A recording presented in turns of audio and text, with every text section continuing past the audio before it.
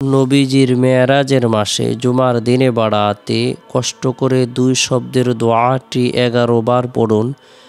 নদীর জোয়ারের মতো টাকা শুধু আসতেই থাকবে, কঠিন বিপদ দূর হবে, গায়েবী সাহায্য আসবে, দোয়া কবুল হবে, আশা আকাঙ্ক্ষা পূরণ হবে। নবীর মেরাজের মাস রজব মাস। এই মাসের মধ্যে আল্লাহ পাক রব্বুল আলামিন অসংখ্য অগণিত নিয়ামত দ্বারা ভরপুর করে দিয়েছেন। নবী করিম সাল্লাল্লাহু আলাইহি সাল্লামের জন্য আল্লাহ তাআলা সান্ত্বনার ব্যবস্থাপনা করে দিয়েছেন। নবী সাল্লাল্লাহু আলাইহি সাল্লামের পেরেশানি দূর করে দিয়েছেন। নবী সাল্লাল্লাহু আলাইহি সাল্লামের হতাশা দূর করে দিয়েছেন। নবী সাল্লাল্লাহু আলাইহি সাল্লামের চিন্তা দুর্দশা দূর করে দিয়েছেন। আল্লাহ পাক রব্বুল আলামিন পবিত্র কালামুল্লাহ শরীফের মধ্যে ইরশাদ করেছেন, সুবহানাল্লাযী আসরা বিআবদিহি লাইলাম মিনাল মাসজিদিল হারামি ইলাল মাসজিদিল আকসাল্লাযী বারাকনা হাওলাহু লিনুরিয়াহু মিন আয়াতিনা ইন্নাহু হুয়াস সামিউল বাসীর। পরম পবিত্র মহিমাময় সত্তা তিনি, যিনি স্বীয় বান্দাকে রাত্রিবেলায় ভ্রমণ করিয়েছেন মসজিদ হারাম থেকে মসজিদ আকসা পর্যন্ত, যার চারদিকে আমি পর্যাপ্ত বরকত দান করেছি, যাতে আমি তাকে আমার কুদরতের কিছু নিদর্শন দেখিয়ে দেই। তিনি সর্বশ্রোতা সর্বদ্রষ্টা। সূরা বনী ইসরাঈল আয়াত নং 1। মেরাজের মাসে নবী সাল্লাল্লাহু আলাইহি সাল্লামকে আল্লাহ তাআলা বিশেষ সম্মান প্রদান করেছেন। এই উম্মতের জন্য হাদিয়া উপটোকন প্রদান করেছেন।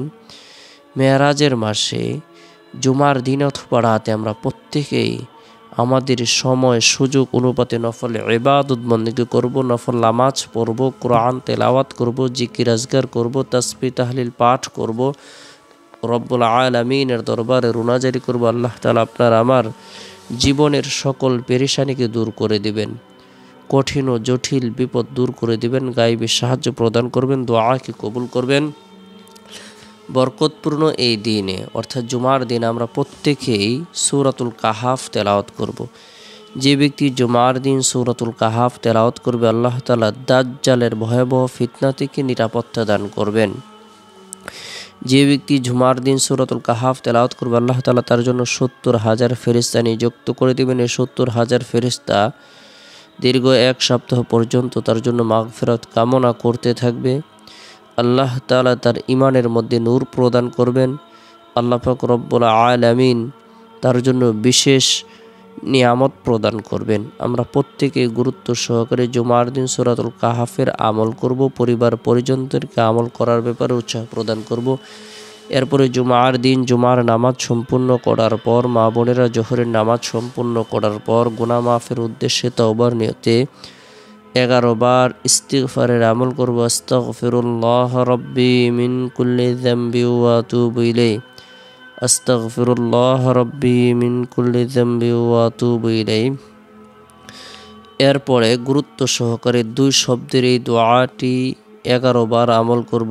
সুবহানাল্লাহি ওয়া বিহামদিহি, সুবহানাল্লাহি ওয়া বিহামদিহি। যে ব্যক্তি এই তাসবিহটি পড়বে, যদিও তার গুনাহ সমুদ্রের ফেনা পরিমাণ হয় না কেন, তবু আল্লাহ পাক রব্বুল আলামিন মাফ করে দেবেন। গুরুত্ব সহকারে এই তাসবিহটি আমরা পাঠ করব, আমল করব। এরপর রব্বুল আলামিনের দরবারে রুনাজারি করব। আল্লাহ তাআলা আপনার আমার জীবনের সকল গুনাহকে মাফ করে দিবেন। এরপরে জুমার দিন আসরের নামাজ সম্পূর্ণ করার পর নবী সাল্লাল্লাহু আলাইহি সাল্লামের প্রতি মহব্বত রেখে, ভালোবাসা রেখে দুরুদের আমল করব। আল্লাহুম্মা সাল্লি আলা মুহাম্মাদিন নাবিয়্যিল উম্মি ওয়া আলা আলিহি ওয়া সাল্লিম তাসলিমা। যে ব্যক্তি দুরুদের আমল করবে, আল্লাহ তাআলা তার জীবনের সগীরা গুনাহগুলোকে মাফ করে দিবেন, তার পদমর্যাদাকে বৃদ্ধি করে দিবেন। আল্লাহ তাআলা তার উপর রহমত বর্ষণ করবেন।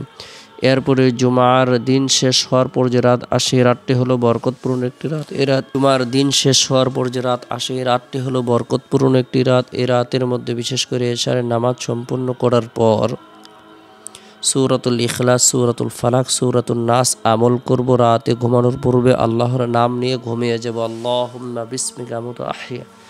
আল্লাহ তাআলা আমাদের সকলকে বুঝার আমল করার তৌফিক দান করুন।